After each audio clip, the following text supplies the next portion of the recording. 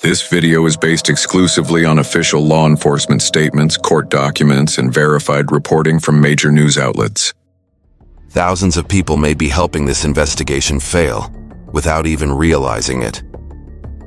While an 84-year-old woman remains missing, without her medication, without heart monitoring, social media conspiracy theories are flooding tip lines, consuming police resources, and targeting innocent people. Epstein connections, pharmaceutical cover-ups, family involvement, a staged kidnapping. None of it is supported by evidence. In this video, we're going to break down exactly how these theories started, why they spread so fast, and how they may be actively harming the search for Nancy Guthrie. There is a difference between asking questions and inventing narratives. And when that line gets crossed, real people pay the price. Let's focus on the facts. Nancy Guthrie's disappearance quickly became one of the most discussed criminal cases in the country. An 84-year-old woman. Blood discovered on her front porch. A masked man captured on a doorbell camera at 2:17 a.m., lingering on the property for approximately 41 minutes. Unknown male DNA recovered from inside her home. Another glove containing male DNA found roughly 2 miles away. From the very beginning, the case had all the elements that capture national attention: mystery, surveillance footage, forensic evidence, and a vulnerable victim. Law enforcement mobilized immediately. Hundreds of investigators were assigned. Federal resources were deployed. The FBI joined the case. But while investigators were building timelines, analyzing DNA, and tracking physical evidence, a parallel narrative was forming online.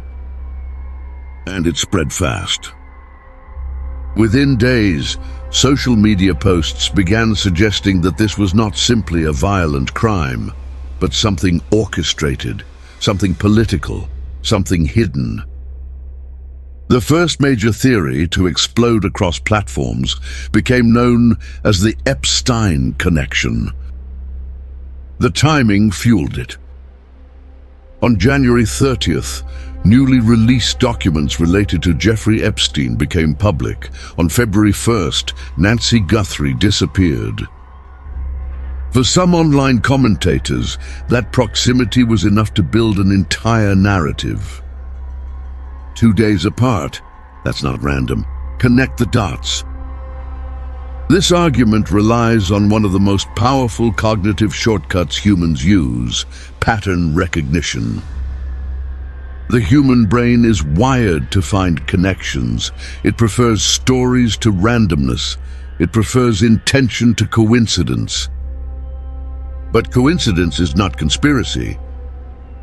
When independent fact-checking organizations examined the claim, they searched the released documents directly. They found no verified listing of Michael Feldman as a criminal co-conspirator. They found no evidence that his current company was involved in wrongdoing connected to Epstein's crimes. They found no documentation linking Nancy Guthrie's disappearance to those files in any way. Yet the theory did not slow down. Because conspiracy theories thrive in emotional environments. And this case was emotional. An elderly woman missing, a family making tearful public pleas, graphic details about blood evidence. When fear is high, speculation spreads faster.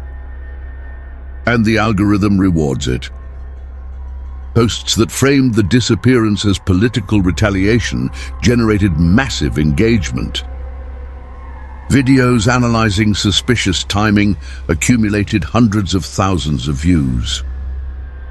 Comment sections filled with people repeating the claim as if it had already been proven. But here is what happened off camera. Law enforcement tip lines began receiving calls directly tied to these viral narratives. According to official reporting, thousands of tips poured in during the early weeks of the investigation. Every tip must be logged, every tip must be categorized, every tip must be assessed for credibility. Investigators cannot simply ignore a call because it sounds unlikely. They must document it. Even if a tip is based entirely on misinformation, it still consumes manpower. When thousands of calls reference viral social media claims instead of first-hand observations, it creates a signal-to-noise problem. And signal-to-noise ratio matters in active investigations. Imagine searching for one credible eyewitness account among hundreds of politically driven allegations. That delay is not theoretical. It's operational. On February 16th, Sheriff Chris Nanos made a public statement that revealed how serious the situation had become. He formally cleared the entire Guthrie family, all siblings and spouses, as possible suspects. That type of broad, explicit clearance during an active investigation is not common. It means investigators examined the possibility thoroughly. It means they reviewed timelines, digital records, communications, physical evidence. It means the theory was evaluated and rejected. But what made his statement stand out was his wording. He said that suggesting family involvement was not only wrong, but cruel. Cruel. That word carries weight. It suggests that the speculation had moved beyond curiosity and into harm.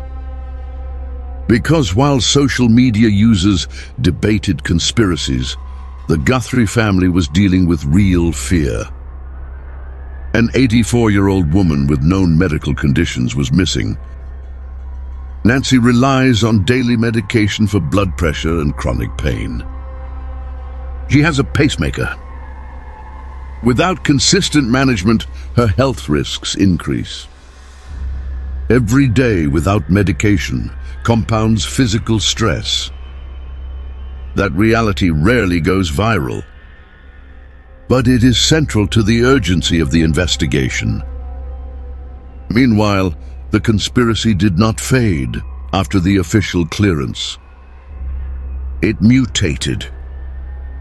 The narrative shifted from "the family is involved" to "the clearance proves they're protected."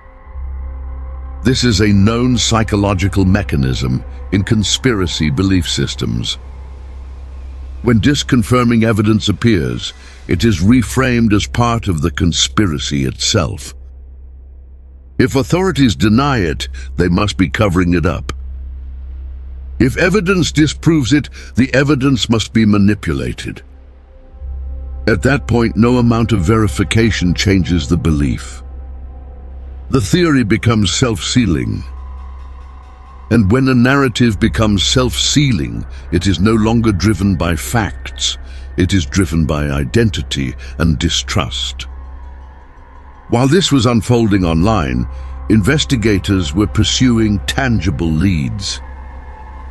They were analyzing the 25-liter Ozark Trail backpack seen in surveillance footage. They were tracing purchase records. They were studying the suspect's gait and clothing. They were separating mixed DNA samples for forensic genetic genealogy. They were coordinating with federal specialists. But those efforts do not trend. They do not spark outrage. They do not go viral. Speculation does. And in high-profile cases, speculation can grow faster than evidence. That is how the first wave of conspiracy took hold. Not because of proof, but because of timing, emotion, and amplification. In the next section, we will examine the additional theories that followed, including claims involving pharmaceutical companies, escalating accusations against family members, and even suggestions that the disappearance was staged. Each theory spread for different reasons, but they all share one thing in common. They were built on assumption, not evidence. And in an active investigation where time may determine outcome, assumption can be costly. As the Epstein narrative began losing credibility, another theory started gaining traction online. This one was less political, but just as speculative. The pharmaceutical industry theory. It began with a simple observation. Nancy Guthrie takes daily medication. She has a pacemaker. She depends on medical management. From there, some online voices began constructing a new narrative. What if her disappearance was connected to pharmaceutical companies? What if she knew something? What if someone wanted to silence her? What if her daughter's media platform had exposed something sensitive? The problem is not that people asked questions. The problem is that those questions quickly turned into assertions without evidence. There is no documented history of Nancy working for pharmaceutical corporations. There is no reporting that Savannah Guthrie was investigating pharmaceutical misconduct at the time of the disappearance. There is no statement from law enforcement indicating any connection between this case and pharmaceutical companies. And yet the theory spread. Why? Because it aligned with existing public distrust. The pharmaceutical industry has faced real criticism in the past. Pricing controversies, opioid litigation, marketing scandals. That history creates emotional credibility. When a narrative suggests pharmaceutical involvement, some audiences are predisposed to believe it. This is called confirmation bias. People accept information more easily when it supports beliefs they already hold. But bias is not evidence, and belief is not proof. Still, the theory generated engagement. Videos appeared analyzing the pacemaker manufacturer. Posts speculated about medical device corruption. Comment sections filled with references to unrelated pharmaceutical scandals. None of it was tied to verified information about Nancy's case. And once again, tip lines began receiving noise. Investigators reportedly received calls referencing pharmaceutical conspiracies. Calls asking whether certain corporations were being investigated. Calls forwarding social media videos as if they were witness statements. Each one had to be reviewed. Each one required manpower. And manpower is finite. When investigative teams allocate time to rule out unfounded narratives, that time is diverted from analyzing actual evidence. This is the operational reality of misinformation.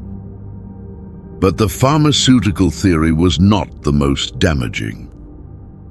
The most emotionally charged speculation focused on the family. From the earliest days of the investigation, attention turned toward those closest to Nancy. It's a common pattern in missing person cases. Statistics show that in many disappearances, someone known to the victim is involved. So online observers began drawing their own conclusions. Tommaso Cioni, Nancy's son-in-law, was the last documented person to see her before she disappeared. He drove her home from dinner the night of January 31st. That fact alone became fuel for speculation. Videos analyzing body language began circulating. Commentators claimed he looked nervous. Others claimed Savannah's public pleas felt scripted. Some speculated about inheritance motives. Some referenced the fact that investigators searched the family home, first consensually, then later with a warrant. Here's what is important to understand. Searching family members is standard procedure. Eliminating those closest to a victim is a required investigative step. It does not imply guilt. It ensures clarity. And after conducting that review, Sheriff Chris Nanos made an explicit public statement. The entire Guthrie family, all siblings and spouses, had been cleared as suspects. That is not vague language. That is definitive. But rather than ending the accusations, it triggered a new wave. If they were cleared that fast, it must be a cover-up. This is where speculation becomes accusation, and accusation becomes harm. Imagine your mother is missing. You cooperate fully with investigators. You allow your home to be searched. You provide digital records. You give interviews. You plead publicly for help. And then millions of strangers analyze your facial expressions for signs of guilt. They dissect your pauses. They speculate about your finances. They accuse you of staging a kidnapping. This is not harmless commentary. It is psychological pressure on a family in crisis. And from an investigative standpoint, it creates another layer of complexity. When family members are publicly accused, investigators must sometimes issue clarifying statements. That consumes leadership time. It shifts focus from evidence review to public damage control. And the volume of tips increases again, this time based on suspicion rather than observation. Now let's talk about the staged abduction theory. Yes, this circulated too. Some online voices suggested the entire disappearance was orchestrated. That Nancy was never in danger. That the blood evidence was planted. That the masked figure on camera was an actor. That 400 investigators were participating in a coordinated illusion. To believe this theory, one must accept that Nancy willingly vanished at 84 years old while medically vulnerable. Blood was staged convincingly. Unknown male DNA was fabricated or planted. Federal agencies are complicit. The FBI is fabricating forensic genealogy efforts. Medical risk is part of an elaborate media strategy. The logistical complexity alone makes the theory collapse under basic scrutiny. But extreme conspiracy thinking operates differently. It assumes everything is controlled. Nothing is accidental. Nothing is random. And public tragedy must always serve hidden agendas. This mindset spreads because it provides emotional certainty. Real investigations are uncertain. They involve incomplete information. They involve evolving evidence. Conspiracies offer clarity, even if it's false clarity. But clarity without truth is dangerous. And in this case, it may have diluted investigative focus. While speculation spiraled online, investigators continued real work. Separating mixed DNA samples, preparing profiles for forensic genetic genealogy, tracing the Ozark Trail backpack purchase history, reviewing surveillance footage across defined geographic radiuses, analyzing possible Bluetooth and Wi-Fi device signatures in the area. working with technology companies to recover overwritten camera data. These processes take time. They require precision. They rarely produce instant headlines, but they produce results. And here is the core distinction. Investigation is methodical. Conspiracy is emotional. Investigation follows evidence. Conspiracy follows narrative. And when narrative dominates public discourse, it creates friction for those trying to follow facts. In the next and final section, we will examine what investigators are actually focusing on right now, the real working theories grounded in evidence, and why forensic genetic genealogy may ultimately cut through all the noise. Because while social media debates motives, science continues working quietly in the background. And science does not respond to hashtags. It responds to data. While social media debates theories, Nancy Guthrie is still missing. An 84-year-old woman without her blood pressure medication, without chronic pain management, without consistent cardiac monitoring from her pacemaker. This is not a political storyline. It is not a viral mystery. It is not content. It is a human emergency. And that is the part that gets lost when conspiracy theories dominate the conversation. Because every minute spent amplifying speculation is a minute not spent amplifying verified information. And verified information is what solves cases. Right now, investigators are not chasing Epstein files. They are not investigating pharmaceutical companies. They are not building cases against family members who have already been cleared. They are focused on evidence. Real, measurable, testable evidence. The 41-minute window on the doorbell camera. The blood on the porch. The unknown male DNA recovered from inside the home. The glove found 2 miles away. The Ozark Trail backpack sold exclusively at Walmart. The distinctive holster. The possible ring visible in enhanced imagery. The digital footprint of electronic devices active in the area that night. The reconstruction of movement patterns. The separation of mixed DNA for forensic genetic genealogy. This is what real investigation looks like. It is not dramatic. It is not immediate. It is not emotionally satisfying.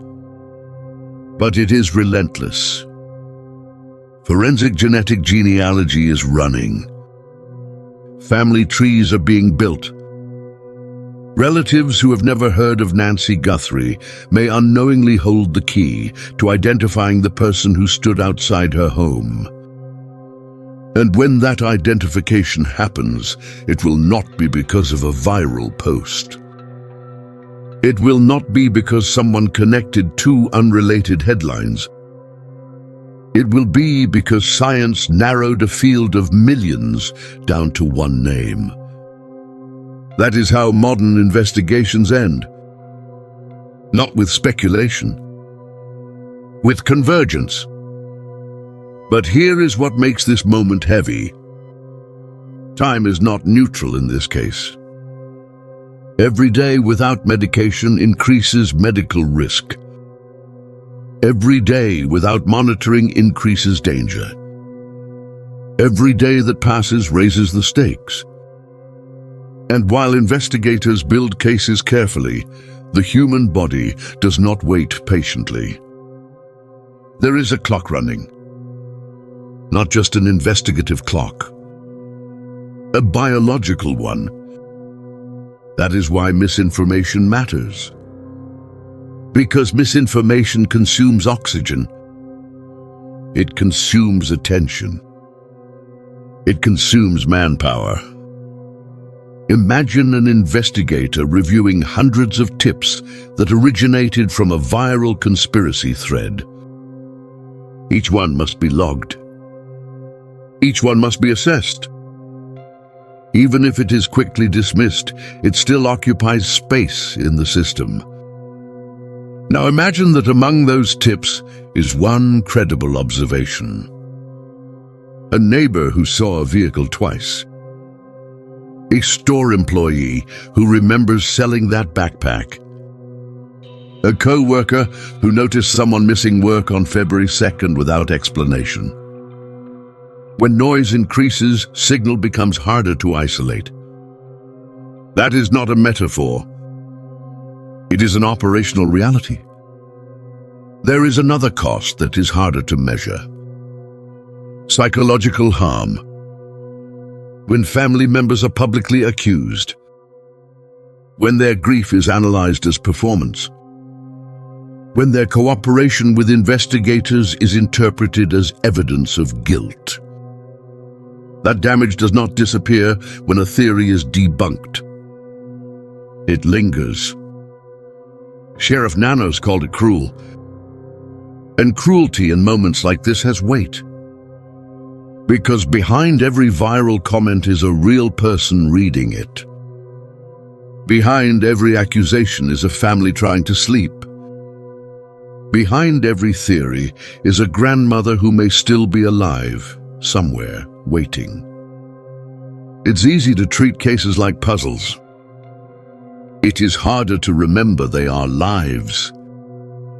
The truth is this. Investigations do not accelerate because outrage trends. They accelerate because evidence aligns. Because DNA matches. Because surveillance intersects with purchase records. Because a small overlooked detail suddenly fits into a larger pattern. That is happening right now. Quietly. While social media debates motives. The net is tightening. Not because of conspiracy. Because of science. And here is the uncomfortable reality for anyone spreading unfounded claims. If the suspect is identified through genetic genealogy, and experts believe that is likely, it will expose how far from the truth those viral narratives were. It will reveal that the story was not political retaliation, not corporate silencing, not a stage spectacle, but something grounded in human behavior. Opportunity. Planning. Mistake. DNA left behind. And when that moment comes, it will not trend as loudly as the conspiracies did. But it will matter infinitely more. Because it will bring clarity. And clarity is what this case deserves. Nancy Guthrie deserves better than to be reduced to speculation. Her family deserves better than to be reduced to suspects in online debates. And investigators deserve space to follow evidence without fighting misinformation at the same time. There is a difference between questioning and distorting, between skepticism and accusation, between curiosity and cruelty. If you want to help this case, focus on verified updates. Share confirmed information. Call tip lines only if you have direct knowledge or observation. Resist the urge to amplify unverified claims. Because the fastest way to slow down an investigation is to bury it in noise. The fastest way to honor Nancy Guthrie is to protect the integrity of the search. Right now, somewhere data is being analyzed. Somewhere a family tree is narrowing. Somewhere evidence is aligning. And when it does, It will not be because a theory went viral. It will be because truth outlasted fiction. And in cases like this, truth is not optional. It's the only thing that brings someone home. Nancy Guthrie is not a theory. She is not a headline. She is not a political storyline. She is an 84-year-old woman who vanished. While speculation spread online, investigators kept working. While accusations trended, evidence was being processed. While conspiracies gained views, science kept moving forward. If you truly care about this case, protect the facts. Verify before you share. Report what you know, not what you assume. Because in investigations like this, truth is not just important, it's urgent. Nancy deserves clarity. Her family deserves answers. And the fastest path to both is evidence, not noise.